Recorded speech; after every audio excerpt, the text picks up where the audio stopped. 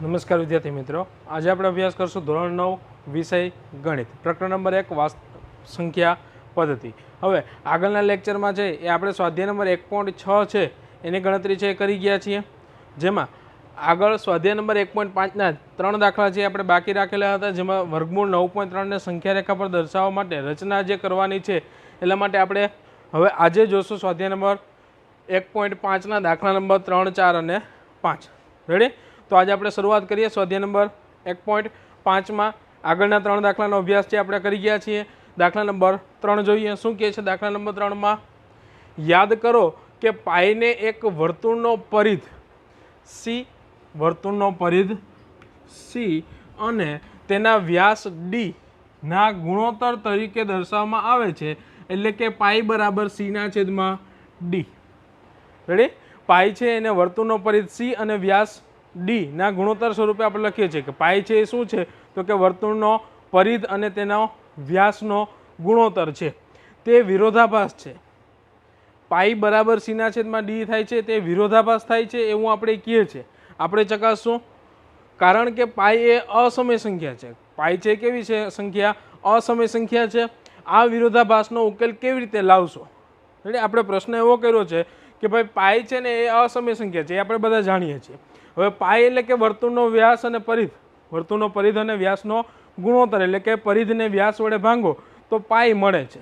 હવે પાઈ અસમય છે તો વર્તુળનો વ્યાસ અને પરિધ અસમય થશે એવું આપણે વિચારવાનું કહીએ છીએ. એટલે પ્રશ્ન છે આમ જોઈએ તો સમજવાનો પ્રશ્ન છે, પરીક્ષામાં પૂછાવાલા એક પ્રશ્ન છે નહીં, જેને આપણે ચર્ચા કરવાની છે, વિચારવાનું છે કે આવું હોઈ શકે ખરું, નથી તો કેમ ન હોઈ શકે એવું આપણે જોવાનું છે. પહેલાં તો આપણે જોઈએ વર્તુળનો વ્યાસ અને પરિધ. વર્તુળનો પરિધ, તો વર્તુળનો પરિધ એટલે આપણે કહીએ છીએ C અને વર્તુળનો વ્યાસ એટલે કહીએ છીએ D. એ બંનેનો ગુણોત્તર છે પાઈ મળે છે એ આપણે પહેલાં જોઈએ. કઈ રીતે મળે છે તો કે વર્તુળનો પરિધને તમે વર્તુળના વ્યાસ વડે ભાંગી નાખો તો વર્તુળનો પરિધ એટલે આપણે ખબર છે સૂત્ર શું છે 2πr. આ ધોરણ 8માં આપણે શીખી ગયા છે. પરિધ એટલે આપણે ખબર છે આ વર્તુળ છે, તો અહીંયાથી એકવાર તમે પરિભ્રમણ પૂર્ણ કરો તો તમે જે અંતર કાપેલું છે એને આપણે શું કહીએ છીએ? વર્તુળનો પરિધ, જેને વર્તુળની પરિમિતિ પણ કહેવાય. વર્તુળનો વ્યાસ એટલે તો કે વર્તુળના કેન્દ્રમાંથી પસાર થતી જીવા અથવા તો વર્તુળના મોટામાં મોટી જીવા, જેને આપણે વ્યાસ કહીએ છીએ ને, તો વર્તુળનો વ્યાસ એટલે કે D, એને આપણે સૂત્ર શું છે તો કે વર્તુળનો વ્યાસ કેટલો હોય તો કે ત્રિજ્યા કરતાં ડબલ, એટલે કે 2r હોય.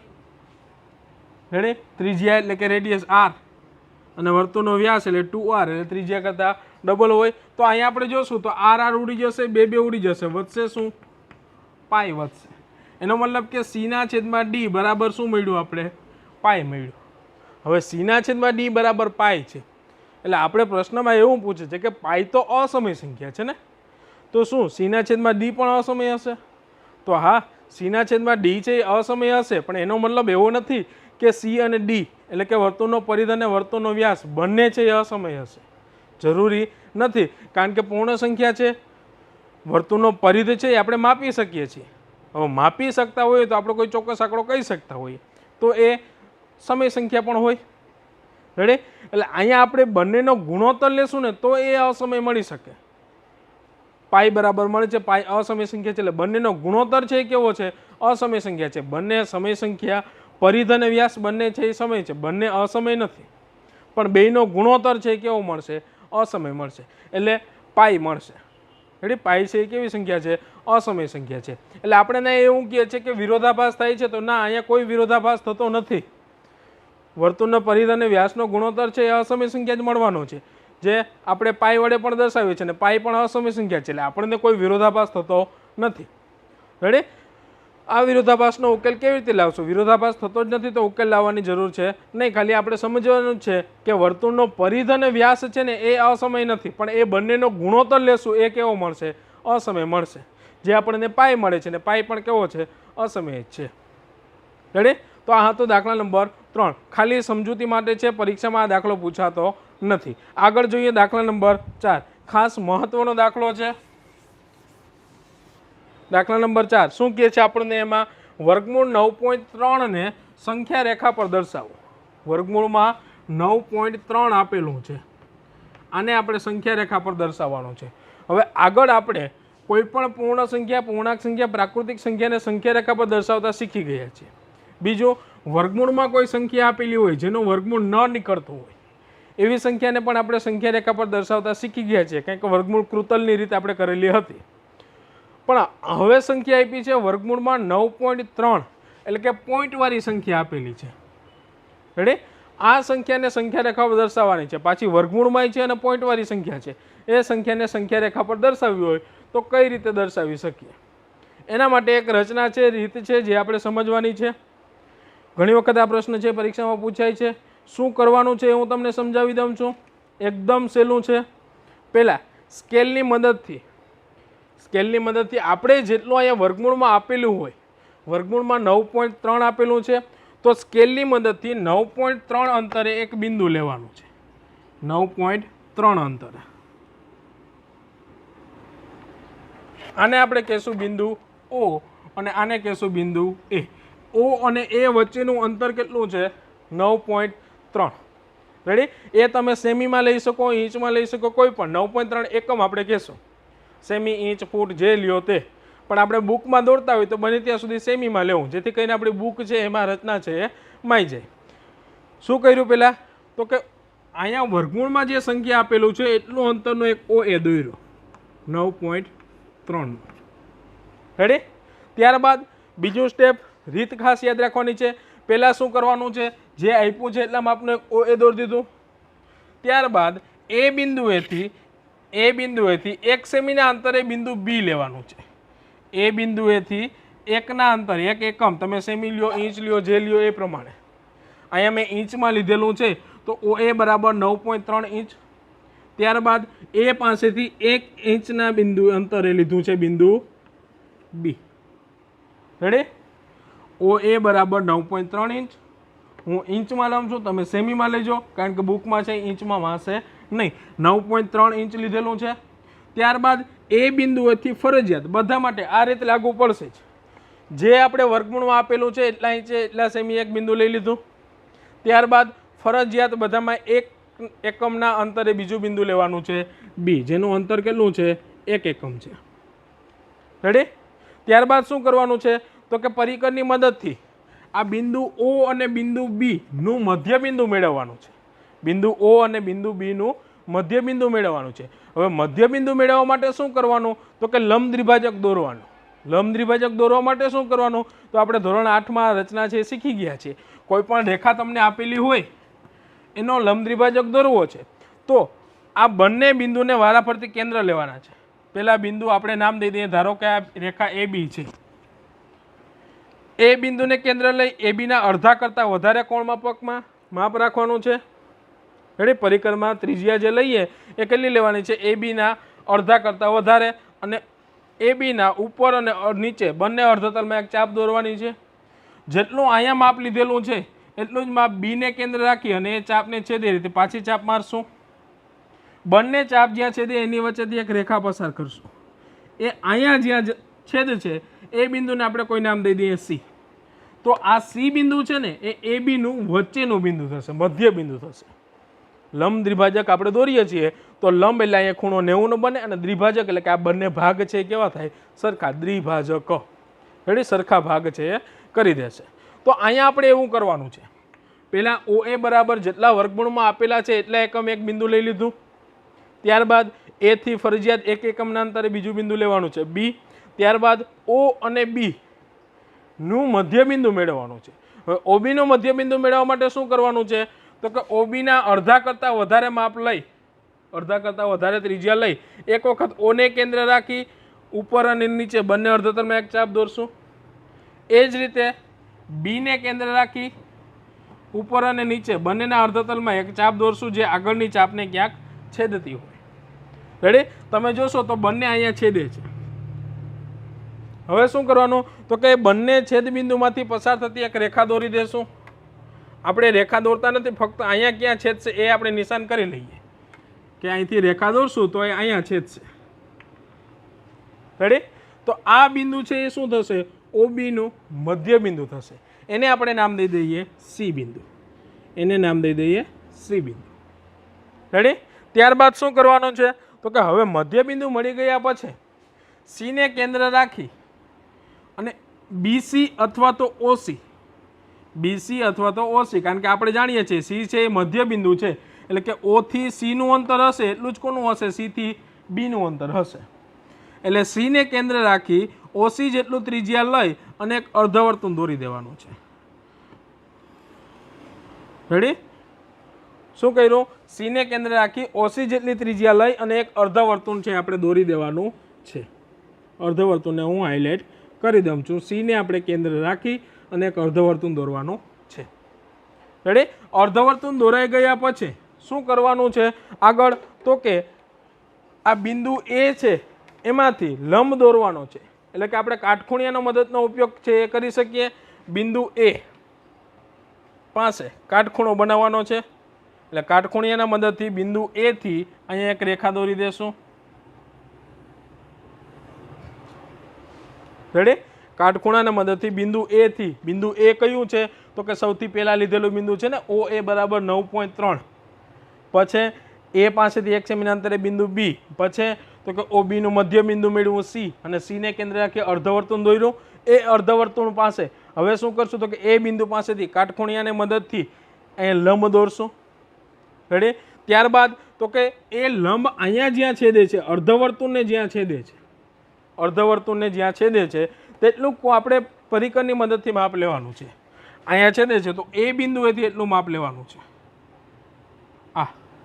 તો આ જે માપ છે ને એ વર્ગમૂળ 9.3 છે. આ એટલું માપ છે એ કયું છે? વર્ગમૂળ 9.3 છે. તો આપણે શું કરશું તો કે આ જે સંખ્યા રેખા છે એ સંખ્યા રેખાને આપણે લંબાવી દઈએ. રેડી? પછી તો કે એને કેન્દ્ર રાખી આ જે છેદ બિંદુ છે ત્યાં એટલું ત્રિજ્યા લઈ અને એક ચાપ દોરી દેશું. એ ચાપ અહીંયા જ્યાં છેદે છે એ માપ કયું છે તો કે વર્ગમૂળમાં 9.3 છે. હવે આ એટલું માપ છે એ વર્ગમૂળ 9.3 છે ને, તો એનો મતલબ કે અહીંયા શું હશે? 0, આ 1, 2, 3, અહીંયા ક્યાંક 9.3 છે. 9.3 એટલે આપણે સીધો જ વાત કરીએ તો વર્ગમૂળમાં 9 એટલે 3 થાય ને, તો અહીંયા 0.3 છે, 9.3 છે, તો 3 પછી થોડુંક હશે ને, તો એનો મતલબ કે અહીંયાથી અહીંયા માપ એટલું જે હશે એ માપ 3 થી થોડુંક વધારે હશે અને એટલું જ થવાનું છે. આ 1 પછી 2 અને પછી 3, થોડુંક 3 થી વધશે, એકદમ 3 ની નજીક પણ હશે. રેડી? એટલે સંખ્યા રેખા પર આપણે આવી સંખ્યા દર્શાવવાની હોય તો રીત ફક્ત યાદ રાખવાની છે. શું કરવાની છે? રચના દોરવાની છે. કઈ રીતે? તો કે પહેલા આપણે જોવાનું છે વર્ગમૂળમાં સંખ્યા કઈ આપેલી છે?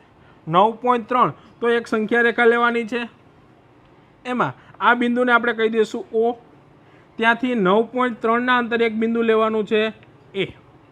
કેટલું લેવાનું છે? 9.3 એકમના અંતરે. ત્યારબાદ ફરજિયાત એ પાસેથી એક એકમના અંતરે બિંદુ લેવાનું છે બી. ત્યારબાદ શું કરવાનું છે? ઓ અને બી નું મધ્ય બિંદુ મેળવવાનું છે. મધ્ય બિંદુ કઈ રીતે મેળવાય તો કે લંબ દ્વિભાજકની રચના કરીને એ મધ્ય બિંદુ મળે એને આપણે કહી દઈશું સી બિંદુ. રેડી? પછી શું કરવાનું? સી ને કેન્દ્ર રાખી ઓસી જેટલી અથવા તો સીબી જેટલી ત્રિજ્યા લઈ એક અર્ધવર્તુળ દોરશું. ત્યારબાદ આ એ પાસેથી એક કાટખૂણિયાની મદદથી લંબ દોરશું કે અહીંયા ખૂણો છે 90 નો બને. એ અહીંયા જ્યાં છેદે છે ત્યાં આપણે નામ આપી દઈએ બિંદુ ડી. તો આ એડી નું જેટલું માપ છે એ માપ કેટલું છે? વર્ગમૂળમાં 9.3. તો શું કરશું તો કે એ અને ડી ની જેટલી ત્રિજ્યા છે એટલી ત્રિજ્યા લઈ એક ચાપ દોરી દેશું. એ ચાપ અહીંયા જ્યાં છેદે છે ત્યાં આપણે કહી દઈશું શું છે? વર્ગમૂળ 9.3 છે. એટલે કે આ એ અને આ બિંદુ નામ દઈ દઈએ ઈ. તો આપણે એમ લખી શકીએ આમ એ ઈ બરાબર વર્ગમૂળમાં 9.3. રેડી? એટલે અહીંયા આપણે બિંદુ નામ દઈ દઈશું ઈ. એટલે આ થશે આપણો જવાબ. આમ એ ઈ બરાબર શું થશે? વર્ગમૂળમાં 9.3. તો આ હતું સંખ્યા રેખા ઉપર આવી પોઈન્ટ વાળી વર્ગમૂળમાં આપેલી સંખ્યા છે દર્શાવવાની રીત. આવું એક ઉદાહરણ છે આપણે આપેલું છે સમજૂતીમાં. એ ઉદાહરણ છે તમે એક વખત પાઠ્યપુસ્તકમાંથી જોઈ લેજો. એમાં કઈ રીતે રચના કરતા જાય છે, લખાણ થિયરી જે આપેલી છે થિયરી વાંચશો એટલે તમને બધું છે લગભગ સમજાઈ જ જશે. ન સમજાઈ જાય તો આ એક વખત પુનરાવર્તન છે કરજો. શું કરવાનું? પહેલી વસ્તુ આપણે જેટલું આપેલું હોય એટલું ઓ એ દોરવાનું. એ બિંદુએથી એક એકમના અંતરે ફરજિયાત બી બિંદુ, ઓબીનું મધ્યબિંદુ મેળવવાનું, મધ્યબિંદુ મળે એને કેન્દ્ર રાખી અર્ધવર્તુળ દોરવાનું, ત્યારબાદ જે બિંદુ એ હતું ત્યાંથી લંબ દોરવાનો કાટખૂણિયાની મદદથી, એટલે આ એડીનું માપ છે વર્ગમૂળ 9.3 થયું. ચાપ મારી દેશું સંખ્યા રેખા પર તો એ બરાબર શું થયું વર્ગમૂળમાં 9.3. રેડી? તો આ હતો દાખલા નંબર 4. આગળ જોઈએ દાખલા નંબર 5. શું કીધું છે દાખલા નંબર 5માં?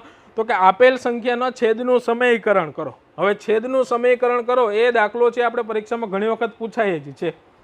એકદમ સહેલું છે. શું કરવાનું છે? દાખલા નંબર 1 જોઈએ. આપણે સંખ્યા આપેલી છે 1/7. હવે છેદનું સમીકરણ કરવું એટલે શું? પહેલા તો એ સમજી લઈએ. એટલે કે છેદમાં આપણે છે ને અસમય સંખ્યા આપી હશે એનું આપણે કેમાં રૂપાંતર કરી દેવાનું છે? સમય સંખ્યા રૂપાંતર કરવાનું છે. ઉપર જે થાય તે ઉપરનું કંઈ અંશમાં આપણે જોવાનું છે નહીં, એ જે થતું હોય થવા દેવાનું. છેદમાં જે છે ને એ અસમયમાંથી સમય કરવાનું છે, એટલે કે છેદનું સમીકરણ કરવાનું છે, છેદનું સમય સંખ્યામાં રૂપાંતર છે એ કરવાનું છે. એના માટે શું કરવાનું છે? તો જો ખાલી એક જ સંખ્યા આપી હોય વર્ગમૂળ 7 અસમય સંખ્યા છે એવું આપણે જાણીએ છીએ, રેડી ને? કારણ કે એનું વર્ગમૂળ નીકળતું નથી એટલે અસમય સંખ્યા જ થવાની છે. હવે વર્ગમૂળ 7 છે એ અસમય છે એને આપણે કાઢીને ન્યા શું લેવા દેવાનું છે? સમય સંખ્યા લેવા દેવાની છે. એના માટે તમારે જે પણ ક્રિયા કરવી પડતી હોય એ કરવાની છે. તો એના માટે આપણે શું કરશું? તો કે અંશ અને છેદ બંનેને વર્ગમૂળ 7 વડે છે ગુણી દેશું. અંશ અને છેદ બંનેને વર્ગમૂળ 7 વડે ગુણી દેશું. તો શું થશે? તો કે અંશમાં 1 ગુણ્યા વર્ગમૂળ 7 એટલે વર્ગમૂળ 7 થશે. છેદ ગુણ્યા છેદ, રેડી ને? અપૂર્ણાંકના ગુણાકાર, અંશનો અંશ સાથે ગુણાકાર, છેદનો છેદ સાથે ગુણાકાર, એટલે વર્ગમૂળ 7 ગુણ્યા વર્ગમૂળ 7. તો વર્ગમૂળમાં બંને સંખ્યા આપેલી છે. આપણે આગળ શીખી ગયા છે કે વર્ગમૂળમાં જ્યારે સંખ્યા આપેલી હોય ત્યારે એનો ગુણાકાર કરીએ તો વર્ગમૂળની નિશાની એમને એમ રહે, અંદર સંખ્યાનો ગુણાકાર થાય ને. તો અહીંયા વર્ગમૂળ 49 થશે ને. 49 એટલે શું થયું? 7 થયું. એટલે કે બે સંખ્યા સરખી જ હોય અને વર્ગમૂળમાં આપેલું હોય, ગુણાકાર કરો તો વર્ગમૂળ નિશાની છે જતી રહેશે, સંખ્યા એકલી વધશે. એટલે અહીંયા શું થશે? વર્ગમૂળ 7 ગુણ્યા વર્ગમૂળ 7 એટલે 7. છેદમાં કઈ સંખ્યા આવી છે? 7. 7 એ કેવી સંખ્યા છે? પૂર્ણ પ્રાકૃતિક પૂર્ણાંક એટલે કે સમય સંખ્યા છે. થઈ ગયું છેદનું અસમયમાંથી સમયમાં. ઉપર વર્ગમૂળ 7 આવી ગયું છે એટલે ઉપર અસમય આવી ગયો. ઉપર આપણે ભલે જે આવતી હોય એનાથી કંઈ મતલબ છે નહીં. છેદમાં છે એ અસમય સંખ્યામાંથી સમય સંખ્યામાં ફેરવી નાખવાનું છે. એટલે આપણો જવાબ થશે વર્ગમૂળ 7/7. આ છેદનું સમીકરણ. રેડી? જો એક જ રકમ આપેલો, એક જ આંકડો આપેલો હોય તો. ત્યારબાદ જોઈએ દાખલા નંબર એમાં જ 2 સંખ્યા આપણે આપેલી છે 1/7 વર્ગમૂળ 7 માઇનસ વર્ગમૂળ 6. હવે 2 અંક આપેલા છે, રેડી? વચ્ચે નિશાની છે એ માઇનસની આપેલી છે. આપણે શું કરવાનું છે? છેદમાંથી વર્ગમૂળની નિશાની છે દૂર કરવાની છે, કારણ કે છેદમાં બંને અસમય સંખ્યા આપેલી છે. અસમય સંખ્યામાંથી આપણે કેમાં રૂપાંતર કરવાનું છે? સમય સંખ્યામાં રૂપાંતર છે એ કરવાનું છે. એના માટે શું કરવાનું? તો કે જ્યારે આ રીતના 2 આપેલા હોય સરવાળા બાદબાકીથી જોડાયેલા, ત્યારે અંશ અને છેદને એ જ સંખ્યા વડે ગુણવાનું છે. એટલે કે વર્ગમૂળ 7 અને વર્ગમૂળ 6 વડે અંશ અને છેદ બંનેને ગુણી દેશું. યાદ શું રાખવાનું છે? અહીંયા નિશાની કઈ છે? માઇનસ છે, તો આપણે અહીંયા પ્લસ વડે ગુણવાનું છે. રેડી? છેદનું સમીકરણ કરતી વખતે આપણે શું ધ્યાનમાં રાખવાનું છે કે જો 2 અંક આપેલા હોય અને સરવાળા બાદબાકીથી જોડાયેલા હોય તો એ જ અંક વડે ઉપર નીચે ગુણવાનું છે. પણ નિશાની છે માઇનસની કઈ કરી દેવાની છે? પ્લસ કરી દેવાની છે. તો હવે શું થશે? તો આપણે બધા જાણીએ છીએ અંશનો અંશ સાથે ગુણાકાર થાય એટલે કે 1નો આની સાથે ગુણાકાર થશે તો એ સંખ્યા એમને જ રહેશે વર્ગમૂળ 7 પ્લસ વર્ગમૂળ 6, કારણ કે 1 સાથે ગુણાકાર થયો છે. છેદમાં શું થશે? તો કે છેદમાં આ 2 જે સંખ્યાઓ આપેલા છે 2 પદ એના ગુણાકાર થશે, એટલે કે વર્ગમૂળ 7 માઇનસ 6 અને વર્ગમૂળ 7 પ્લસ 6. યાદ આવ્યું? આપણે આગળના લેક્ચરમાં છે એક સૂત્ર કીધું હતું જેનો ઉપયોગ આપણે આગળ કરશું એવું વાત થઈ હતી. કયું સૂત્ર? તો સૂત્ર આવું હતું, a minus b a plus b હતું બરાબર શું થાય? તો કે a વર્ગ માઇનસ b વર્ગ. આ સૂત્ર યાદ છે? આ સૂત્રનો ઉપયોગ છે આપણે છેદના સમીકરણમાં વધારે પૂરતો કરવાનો છે. કઈ રીતે ઉપયોગ કરશું? તો કે અહીંયા બંનેમાં પહેલા પદ સરખા છે, બંનેના પ્રથમ પદ સરખા છે, બંનેના બીજા પદ પણ સરખા છે, વચ્ચે નિશાની પ્લસ અને માઇનસ છે.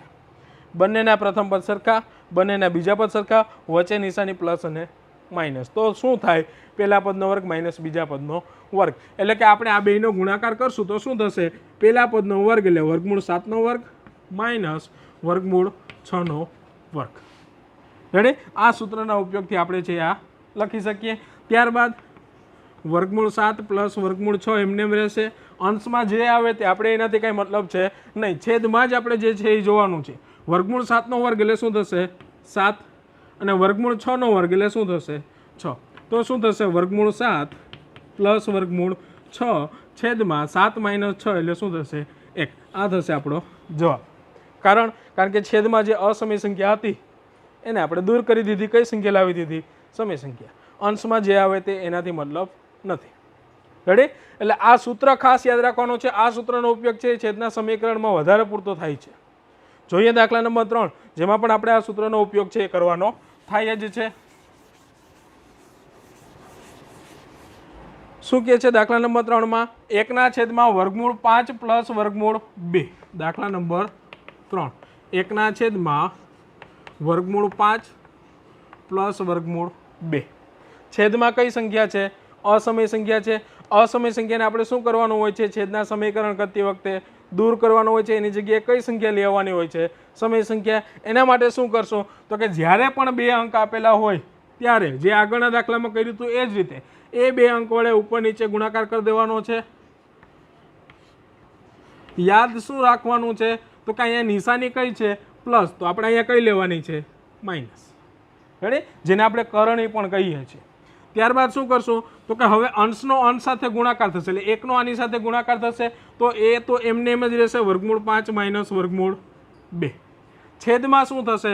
તો કે જો પાછું આવી ગયું a plus b a minus b. સૂત્ર હતું આપણી પાસે a પ્લસ b અને a માઇનસ b બરાબર શું થાય? a વર્ગ માઇનસ b વર્ગ. રેડી? બંનેના પ્રથમ પદ સરખા છે, બંનેના બીજા પદ સરખા છે, નિશાની વચ્ચે પ્લસ અને માઇનસ છે. તો આ સૂત્રનો ઉપયોગ થશે. એટલે આપણે શું કરશું? a વર્ગ એટલે પ્રથમ પદનો વર્ગ એટલે વર્ગમૂળ 5નો વર્ગ માઇનસ વર્ગમૂળ 2નો વર્ગ. આગળ વર્ગમૂળ 5 માઇનસ વર્ગમૂળ 2. અંશમાં કાંઈ ફેરફાર કરવાનો નથી. વર્ગમૂળ 5નો વર્ગ એટલે 5, વર્ગમૂળ 2નો વર્ગ એટલે 2. તો શું થશે? વર્ગમૂળ 5 માઇનસ વર્ગમૂળમાં 2 છેદમાં 5 માઇનસ 2 એટલે 3. છેદમાં કઈ સંખ્યા લાવી દીધી? સમય સંખ્યા. તો આ થયું એનું છેદનું સમીકરણ. સમજાણું?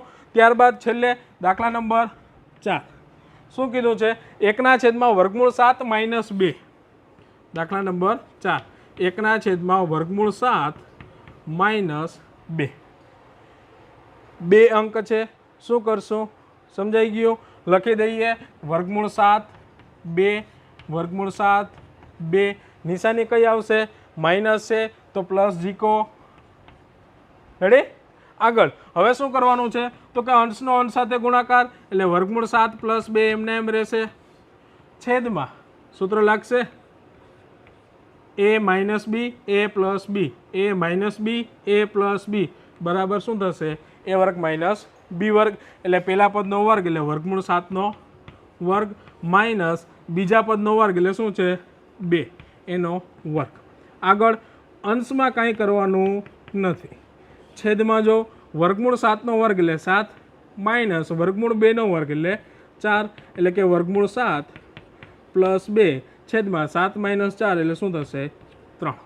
એટલે કે છેદમાં જે અસમય સંખ્યા હતી એ કેમાં રૂપાંતર થઈ ગઈ? સમય સંખ્યામાં રૂપાંતર છે થઈ ગઈ. આ હતું છેદનું સમીકરણ કરવાની રીત. છેદનું સમીકરણના દાખલા છે પરીક્ષામાં વધારે વખત પૂછાય છે. કારણ કે આ ચેપ્ટરમાંથી દાખલો પૂછવા લાયક કોઈ હોય 2-3 માર્કમાં તો એ આ છેદના સમીકરણવાળા દાખલા જ છે. અને ફેરફાર કોઈ કરવા હોય, ફેરવીને પ્રશ્ન પૂછવો હોય તો પણ એ આ જ રીતમાં પૂછી શકે છે. તો આ સાથે આપણે જે ચેપ્ટર છે એ પણ પૂર્ણ કર્યું અને સ્વાધ્યાય છે એ પણ પૂર્ણ કર્યું. તો મળીએ નેક્સ્ટ નવા લેક્ચરમાં નવા ચેપ્ટર સાથે.